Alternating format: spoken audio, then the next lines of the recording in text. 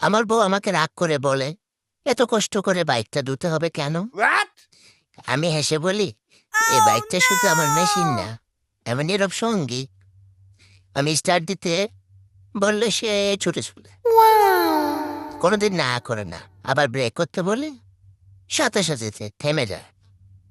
রোদ, বৃষ্টি, কাদা, ধুলো, ময়লা সব নিজের গায়ে মেখে আমাকে নিরাপদে গন্তব্যে পৌঁছে দেয়।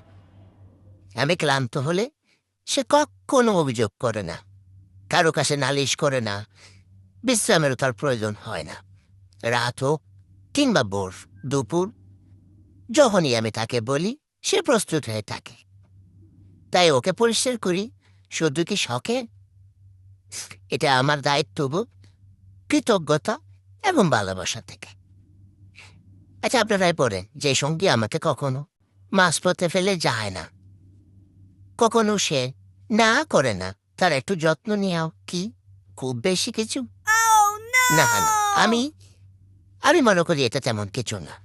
ভালোবাসা শুধু মানুষের জন্য নয়, যে নীরবে পাশে থাকে, যত্ন তারও প্রাপ্য। বাইকটা আমার বিশ্বস্ত সঙ্গী।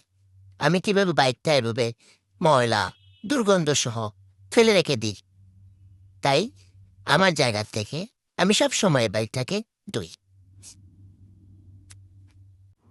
বাইকটা আমার সম্পদ নয়, আমার বিশ্বাস।